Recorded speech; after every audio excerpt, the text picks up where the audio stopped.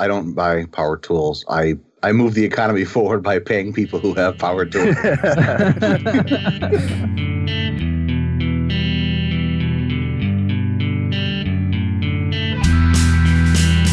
This episode is sponsored by Hired.com. Are you searching for a new job? That can be stressful, scary, and time-consuming. Pushy recruiters try to sell you on roles you don't actually want, and the job boards make you feel like you're throwing your resume into a black hole, never to be seen again. And sometimes you go all the way through the interview process just to find out at the very end that the salary, offer, or company culture doesn't match what you're looking for. Hired is the world's most intelligent talent matching platform for full-time and contract opportunities in engineering, development, design, product management, data science, sales, and marketing. We make your job search faster, focused, and stress-free. Instead of endlessly applying to companies and hoping for the best, Hired puts you in control of when and how you connect with compelling new opportunities. After completing one simple application, top employers apply to hire you, and on Hired you receive personal interview requests and upfront salary information so you can make informed decisions about what opportunities to pursue over a condensed timeline. Hired offers access to more than 4,000 innovative employers, including big brand names like Facebook and smaller emerging startups. The size and type of company you want to connect with is totally up to you. And we help you find new opportunities in 17 major cities in North America, Europe, Asia, and Australia. Open to relocation? Let them know. Your privacy and autonomy in your job search is of utmost importance. And if you sign up today using the show's link, that's hired.com/RubyRogues, you can get double the normal hiring bonus. That's $600 instead of $300. So go check them out at hired.com/RubyRogues. Welcome to another Ruby Rogues podcast. This week on our panel, we have Jerome Hardaway. Hey, everyone. Brian Hogan. Hi there. Dave Kimura. Hello.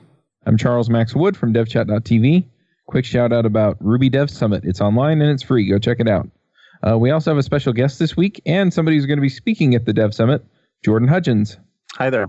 Jordan, do you want to introduce folks to who you are? Sure, absolutely. I am the lead instructor at Bottega, which is a code school. We have locations in Salt Lake City, Utah, and then also in Phoenix, Arizona. And we're a full stack development code school. Nice. We also did a My Ruby story. So if you want to know a little bit more about Jordan, as we speak, it was actually released last week, I think. And yeah, so as this is released, it was a few weeks ago. But you can go look it up and you can kind of get his story about his journey into code.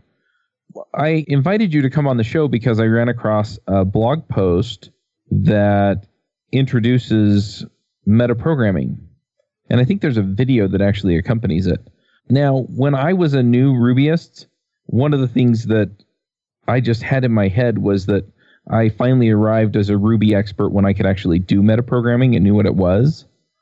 Do you find that people kind of run into that, or is that more of a just, something that I was hitting, years ago when I was learning?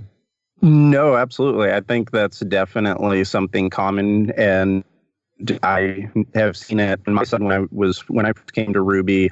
Metaprogramming was one of those very scary concepts. The word by itself is a little bit intimidating, and you think of it as like this crazy advanced kind of programming techniques. So being able to implement that definitely felt good. And then I've also seen it with the students that we teach at the code school. When they learn about metaprogramming and how it works, you can tell it's definitely a pretty exciting thing.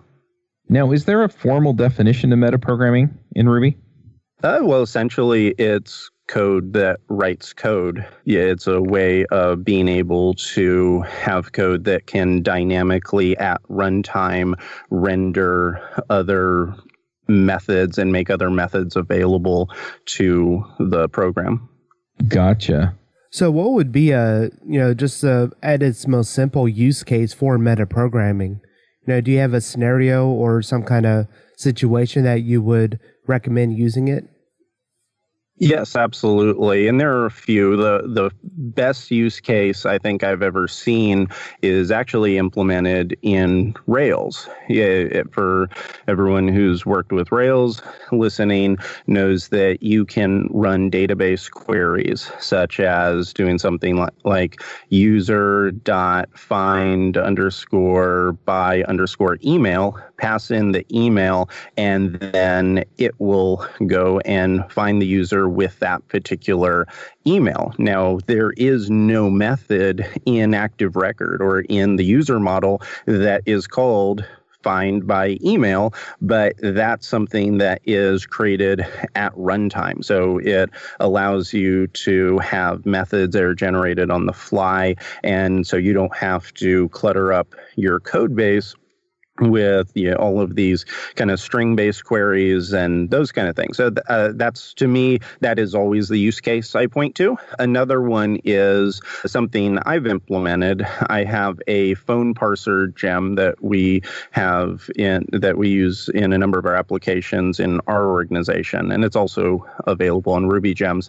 But it essentially just parses and validates a phone number, but then it also has a country code lookup. So we wanted the ability to very quickly and easily do something like country codes .us ?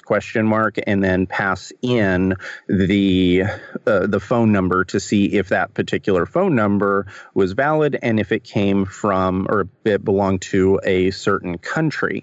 Now, with all the countries in the world, I would have to literally create a little abbreviation ? Method in the file, and that would be very time consuming and would not be very fun at all. But by just a few lines of code with metaprogramming, it goes and it checks to see if a particular phone number matches if it matches a country code, and then it uses the abbreviation to check to see if that is mapped to that country code. And within about 8 lines of code, I could do what it would have taken hundreds and hundreds of lines to do without metaprogramming. Cool. So is there any kind of performance implications with using metaprogramming versus doing hundreds and hundreds of lines of coding? Is it just as fast, or is it faster?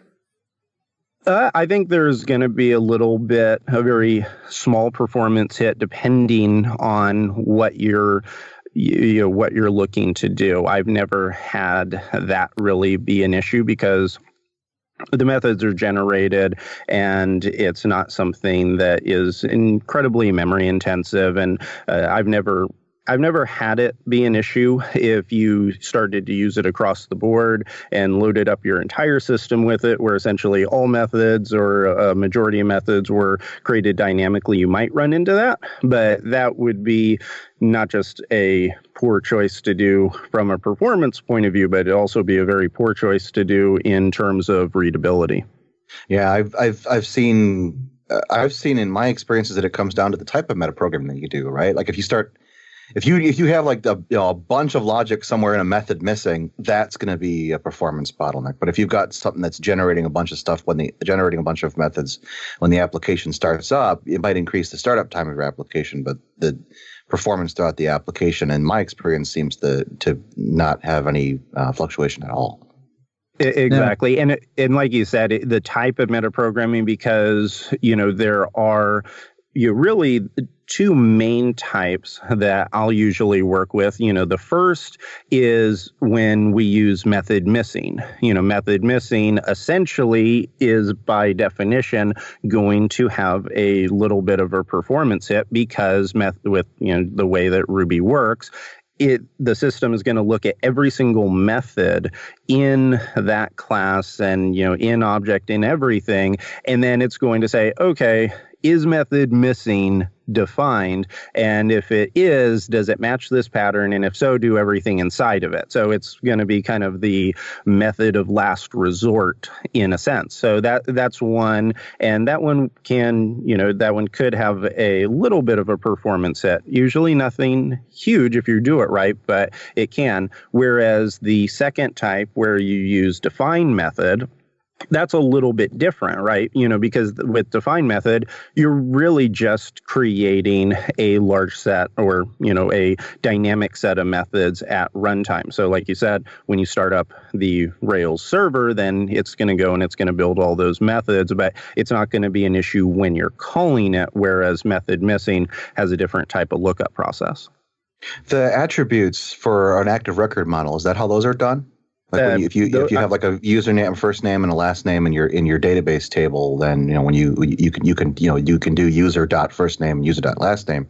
Are those methods created that nesting process? It's been a while since I looked up that. I'm pretty sure that uses method missing, but I would have to look it up just because I thought that it would go and it would look up the, a check to see is there a find by, and then match a pattern to see if it's a column in that database.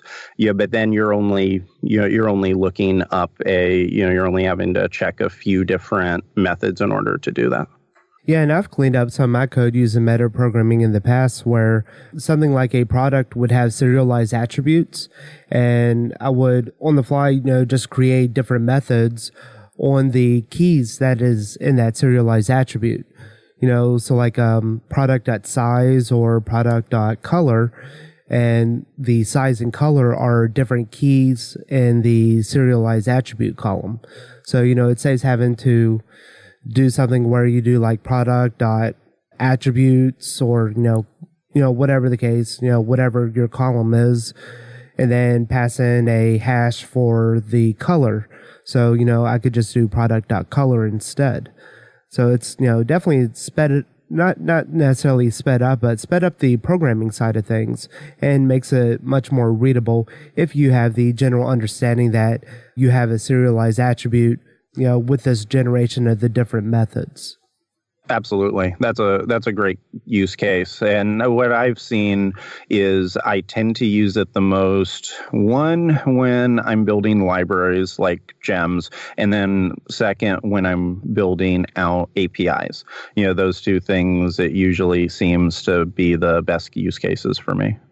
Now, one thing that I've run into working with things like metaprogramming is I'll do some monkey patching, right? So I'll open a class and add stuff in, or I'll use define method to put something in. And then it turns out, hey, you know what? The other person working on my project also used define method, and they just happened to create the same method. And so theirs clobbered mine, and the code didn't work quite as well. So how do you avoid these kinds of collisions and things like that when you're building out an infrastructure like this so that you don't have unexpected functionality in your Ruby code? That's a great question, because that's where things can get really messy, and I've seen that happen a number of times, and that's one of the reasons why monkey patching has, in certain circles, kind of gotten a bad reputation, or at least comes with a pretty strong warning on you never exactly, you don't always know the full set of ramifications when you're doing monkey patching, because you don't know who else may be overriding those set of methods or opening up that class, and how that's going to be affected. My personal approach is I try to namespace and separate things out as much as humanly possible. So I'm a huge, huge fan of creating that separation of concern. So if there's something that I can do in the lib directory and place that kind of functionality inside of a separate module and then call that module, instead of opening something else and running the risk that someone else may be doing the same thing, then I go with that approach, because I've seen that protects against a lot of, kind of future proofing someone else doing that. And sometimes even myself doing it. I will work on a project, come back 6 months later and think, oh yeah, I need to open up that one class to add this type of functionality, and then find out I'd done something similar to it when I'd worked on it previously. So being able to separate that out as much as possible that's what my personal approach is with it. Yeah, and if you're creating a gem, you have to be, sensitive to maybe other gems in that space, or even the Rails core having that name already, because, I have run into issues with a couple of gems where they've used something like group by week, and it basically overrode the Rails core, and I was struggling. I'm like, why is my code not working? This parameter is in the Rails document and it should work, but it's not working correctly. So, do be mindful if you are creating a gem or doing something like that, that you aren't basically taking functionality away from other parts of applications or, other libraries, or, because it's just going to be a bad time for the end user to try and troubleshoot where exactly things went wrong. Absolutely. That's a very good point. And one issue that I've run into every single time with applications that use, say, Rails admin, which uses Kaminari by default for pagination, if that application if I would try to add will paginate to that application, I have to create an initializer and then open up the Kaminari and will paginate classes and then redefine some of their methods because they both override each other. And that's a case where, one gem's dependency, Rails admin, goes in and it brings another set of dependencies which can affect other things I want to implement. So that's where it definitely can get pretty messy. And so being intelligent about the types of method naming that you do when you're creating a gem is very important. Yeah, absolutely. Rensack had something like that as well, where they added search method to a class, and that ended up causing conflicts with other parts of the application where I was using some full text indexing, and it's definitely one of those annoying things. But I think Rensack they eventually changed the method to where you can also use Rensack method instead of search. So I think that they kind of saw their mistake there and kind of fix it with adding a optional alias. Yep, absolutely. Yeah, I think that's indicative of sort of the more you know, the more you dig into Ruby, the more stuff you do for Ruby, the more you go, yeah, maybe adding methods to an existing class isn't the best approach. Maybe throwing things in a module and just calling them in a more functional manner is probably better. I know that's the thought process I've gone down a few times with some things I've released where I go, oh, that was bad. I should have not done that. Now I'm in trouble. I think the Kaminari versus will paginate thing is a great example of that, because that's a situation I've been in myself. And my first inclination was, I'll just use Kaminari everywhere. And then there was try to take the cheap approach, right? Well, right. Whatever. But it was like, well, then there were other issues with that, and okay, what are my options?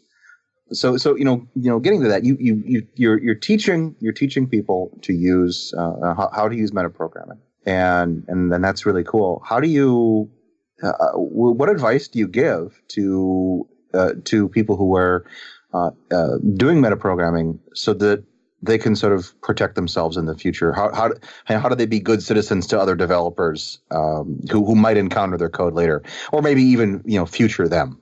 Absolutely. No, that's a great question. And it kind of goes also with the question on, why are we even teaching metaprogramming to new students? Because that's something that usually definitely falls in the realm a little bit more of advanced programming on the Ruby side. And so the very first thing I do when I'm teaching is I add the caveat that metaprogramming comes with a warning. It is something that has an incredible set of powerful functionality built into it. It has a lot of potential to do great things, but it also has a potential to cause a number of problems in the application.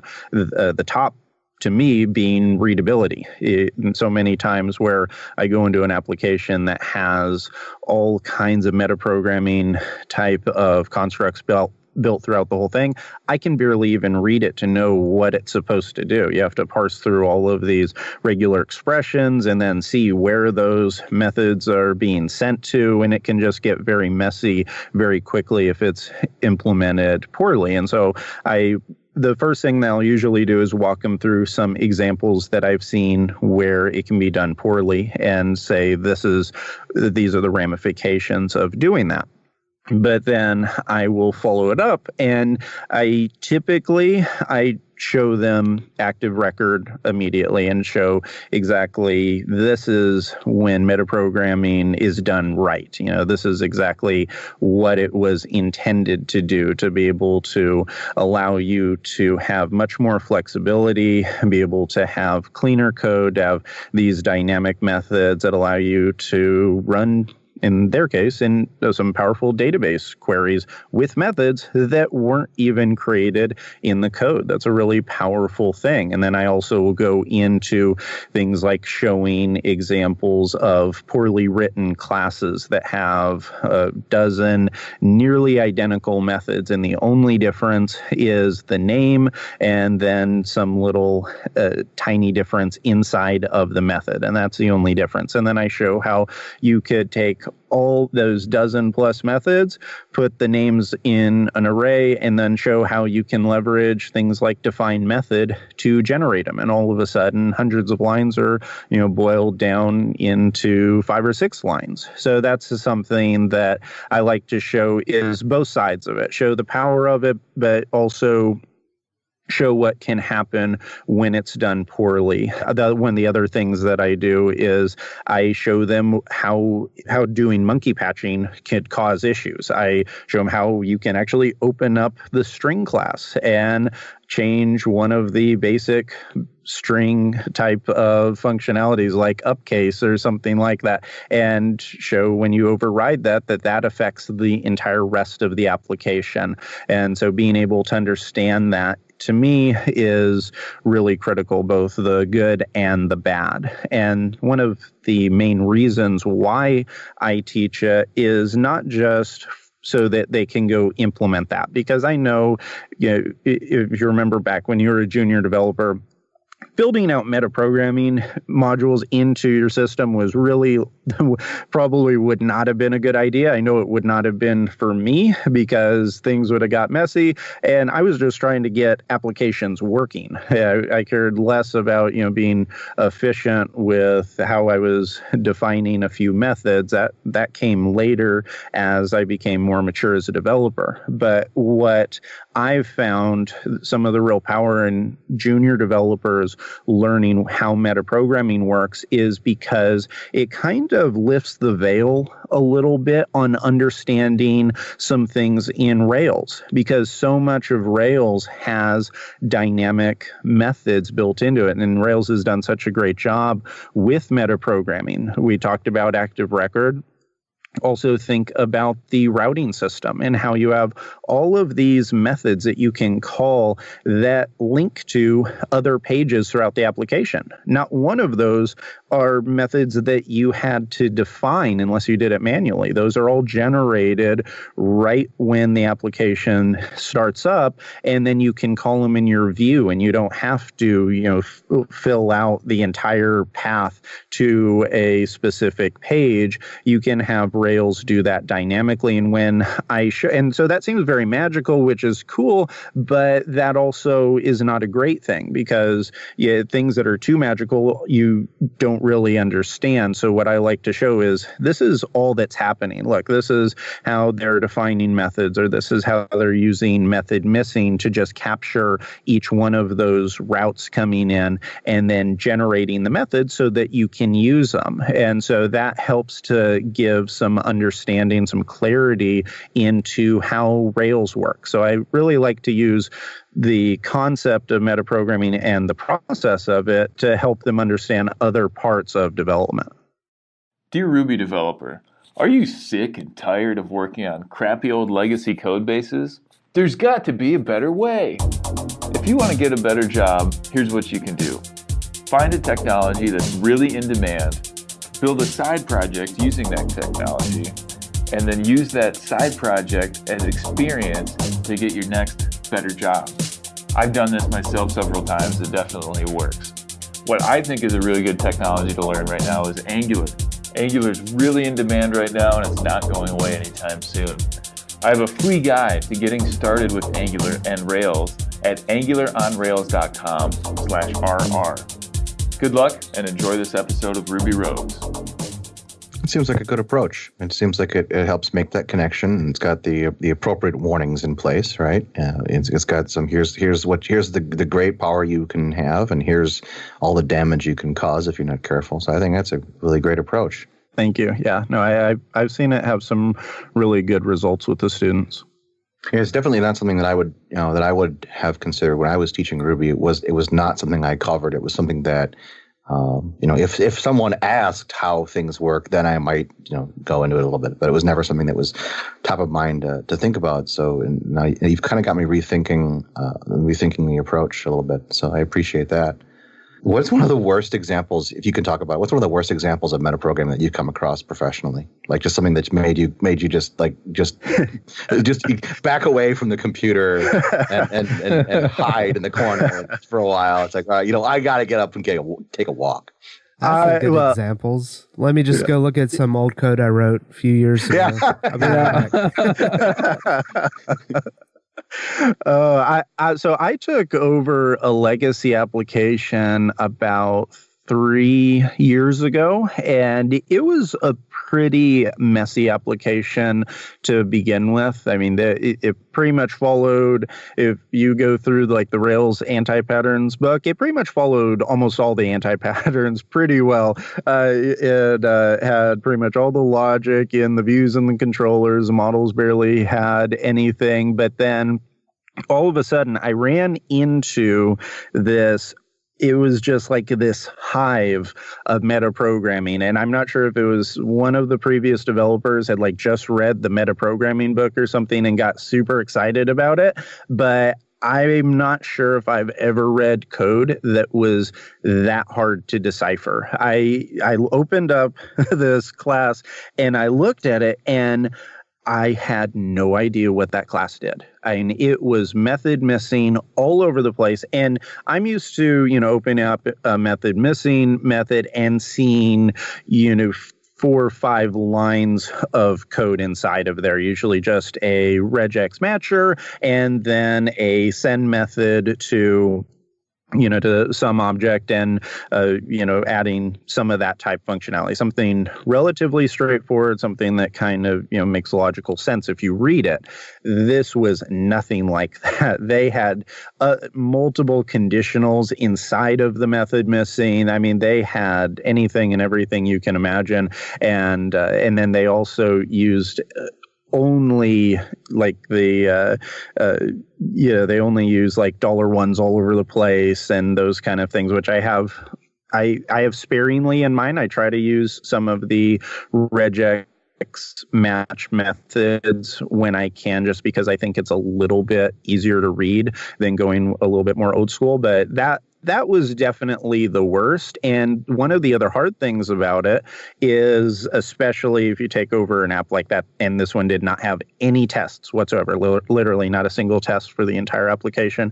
And that was such a hard piece of code to refactor, because my first approach usually when I'm doing a refactor is I build some tests to make sure I'm capturing that functionality, and I can check to see if my changes broke anything or if everything was good on each change I made. And this one was hard because I had to dive into it to see how exactly I was going to test it, because I hate when I look at a type of method missing call or something and I can't decipher what the inputs and outputs are. If I can't do that, then it's going to start to make things very messy, because that makes it much harder to test. And so that was by far the worst one I've experienced. Now, when you're testing metaprogramming, a lot of times it's called metaprogramming because you're a level above just writing the actual method definition.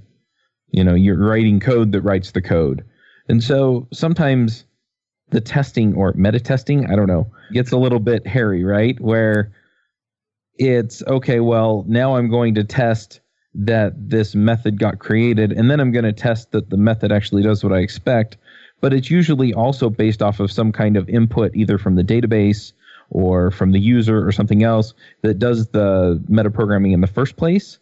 And so you can't always count on or predict what code is going to be generated by your metaprogramming. So are there ways to either test it or constrain it so that you know basically exactly what kind of functionality it's going to create? I personally try to kind of follow as much of a set of real world examples as I can. So like, for example, in my phone parser gem, if you go in, then you can see some tests in there for that. And I just gave real world examples on things that I would query. And then another thing that you can do is that's where, to me, respond to missing, that method comes in so handy, because you can check to see, and you can place it in a block in your test and say, okay, does this respond to missing? Pass it in and check to see.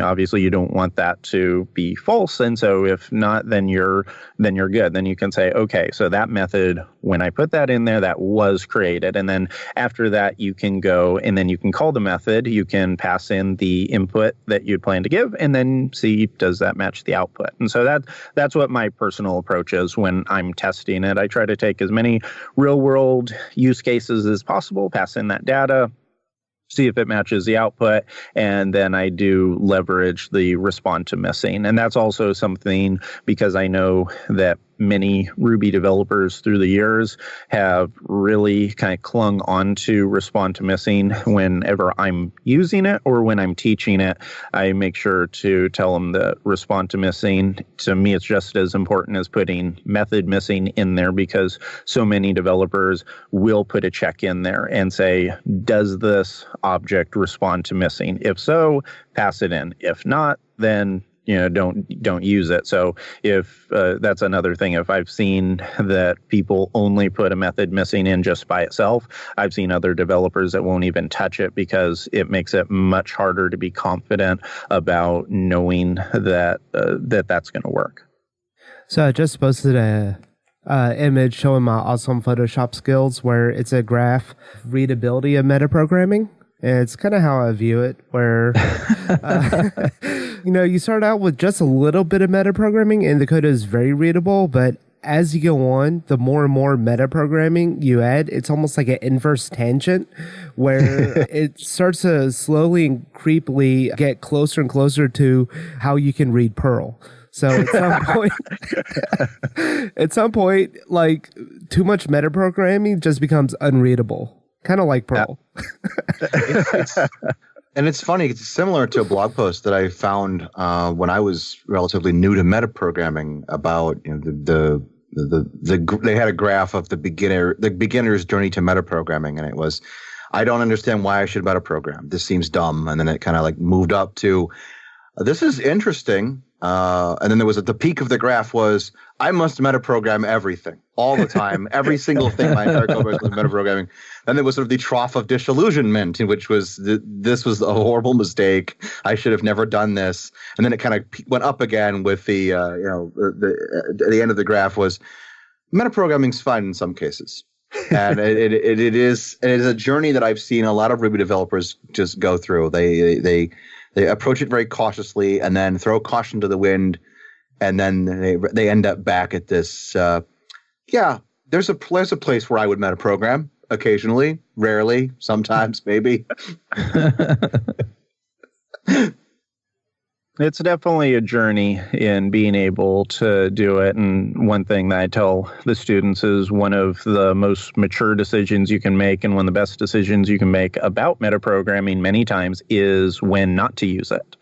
There are a ton of times where you could implement something, but I tell them to always ask themselves, if you come back to that module or to that class 6 months from now and you read it, are you going to have any clue on what it's supposed to do? And if the answer is no, or probably not, then it may not be the best option for you. Yeah, I look at it from a standpoint, it is a tool in your tool set. It's not a way of programming. So use it when it makes sense, but don't always use it as your style. Absolutely. Yeah, that's a great way of looking at it. My measuring stick was how many comments am I writing to future self about how this works? If I have like half a page of comments to myself explaining what this metaprogramming is doing, that's sort of a way for me to pause and go, if I have to explain this that much, this might not be the best way to approach this problem. Perhaps there's a better way. Yeah. Present and future me always hates past me. Same here. Yeah. Past me was way too lazy of a developer. Well, what's even better is when you get in and it's like, who even wrote this? And then you realize it was past me. I know. I hate when I do get blame on a project and my name is the one that pops up. Yeah. Because I want to get mad at some. I want to get mad at some other developer, not me. Yeah. Well, are there other aspects of this that we should dive into before we get to picks? I don't really have anything. I think we kind of covered the most important things, like when to use it, when not to use it. And then also a huge one for me, which is why I think it's important to learn, and why it's important to learn even if you're not really planning on using it right now, just because it helps you understand the way that Ruby works and also the way the Rails framework works as well. So if we have some people listening right now who really haven't done metaprogramming yet, where would they get started? What would be a resource that you could recommend to them if they're not one of your students? What would be a place for them to just sort of get started, ease themselves into learning how to incorporate metaprogramming into their skill set? Well, the way that I did it was I'm a huge fan of Paulo Parato's book, Metaprogramming Ruby. I personally kind of consider it one of the standards for metaprogramming in Ruby, and he also gave some fantastic examples. He actually kind of wrote that. I'm not sure if everyone here has read it or not, but for anyone listening who may not have read it, he took a very interesting approach and wrote it almost like a narrative. Like he created a story of a new developer who goes into a company and learns how to implement metaprogramming from senior devs. And so it's very entertaining. And then it also covers all of the different aspects you could think of with metaprogramming, when to use it, and when it could be a very, very bad idea to use it. And so that anytime I get asked that question, that's always one of the top resources I point people to. That's fantastic. That's one of my favorite technical books. I read the first edition. I actually admit that I haven't read the newer edition, but I read the first edition, and it's one of the best technical books I've ever read.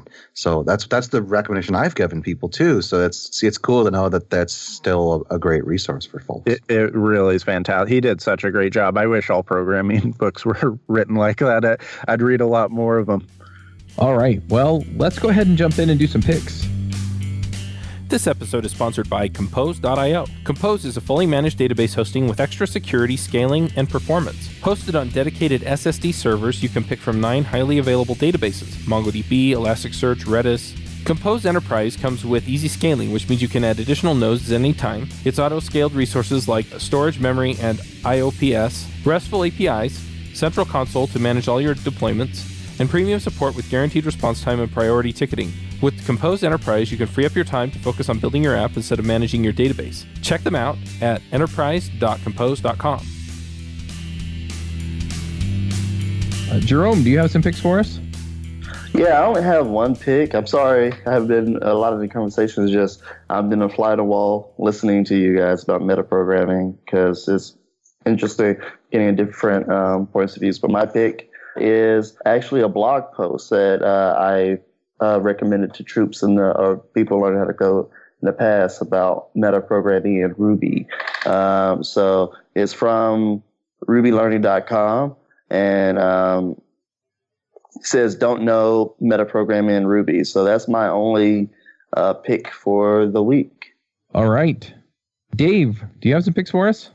I got a pick for you, not programming related, but if you haven't checked out the Sherlock TV series, on BBC, definitely check it out. It's on Netflix, and my wife and I have been watching that recently. And one thing that you may not know about it, if you do watch it, one of the writers, Steve Moffat, is the writer for Sherlock, and he also does a lot of the really good Doctor Who episodes. So if you like Doctor Who, definitely check out Sherlock. It's really cool. But the episodes are like an hour and 20 minutes. So it's kind of a two-parter. All right, Brian, what are your picks?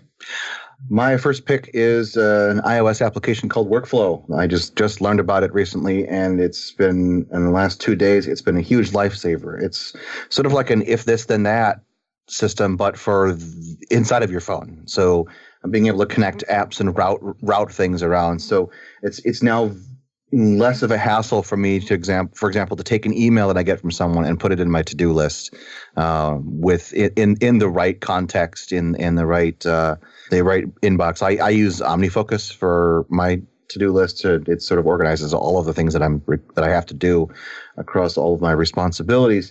And so Workflow has made it really easy to integrate things with that. But it's got other things like I want to take whatever document I have and I want to turn it into a PDF, or I want to take this text and turn it into a PDF.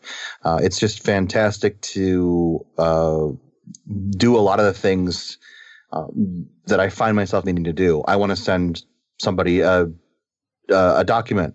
Well, there's a workflow task that I can trigger really, really easily from the share sheet that will just take the document, throw it in Dropbox, and then give me the share link to it. All this on an iOS device, and so it's just been phenomenal. I can't say enough good things about it. Yeah, I just saw that as well. Yesterday. It's just probably I'll give credit where credit is due. I read Justin Searle's blog piece about working with the iPad as a full-time tool, and that's where I heard about it. What is this? I just stopped reading the article at that point and went to go figure out what it's all about. It's a fantastic tool. The other thing I'm gonna throw out there, I throw this out occasionally. Overwatch, the video game, I love it. It's basically the only thing I've been playing now for about 6 months. I play on PC and I play on the Xbox One with my family. Pause. Yeah. You need to send me your tag on Xbox One, because I'm we will so play. We will so play. Oh man, it's if you want to play with me, you can hit me up on Twitter and we can talk about how to connect up. But I want to play with people who love Overwatch, because it's just one of the most fantastic games. I play with my daughter. I play with my wife. We all join up and play online and together as a team. It's awesome. Those are my picks. Got it in November. Only game I played since. So never touched another game. So that's my game. Very nice. I'm going to jump in here with a few picks. First of all, I mentioned Ruby Dev Summit. It's online and it's free. I've got a bunch of speakers lined up. I'm still working out a few scheduling things with a few people that you've definitely heard of, but we also have speakers like Jordan, and Uncle Bob Martin is one of our keynotes. So looking forward to that. I'm also pulling together an Angular Dev Summit if you're interested in that. And we have Rob Wormald from the core team coming, and a bunch of other people coming to speak at that. These are all online. Over the next year, I think I've scheduled out others for Electron, for JavaScript, and for AI. So if you're interested in those, you can definitely check them out as well. I'm just really working on a bunch of things related to that. And the way that I get those things done, since Brian picked a productivity tool, is I actually pick like 4 or 5 things that I need to get done, and then I just work on those. I tend to break them down into smaller tasks and put them in a tool called Focuster, if you go to focuster.com. And the guy who created it, he's actually been doing some training for productivity. And so I've been doing that as well, attending that every week. And it's been tremendous.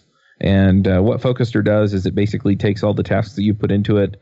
You just drop the ones in that you need to get done that day, and it finds the spots in your schedule for them, and then you do them.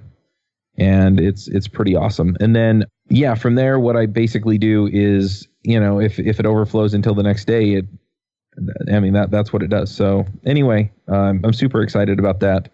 And I guess I now have to check out Overwatch, because I have a lot of other friends who are talking about it too. Jordan, what are your picks?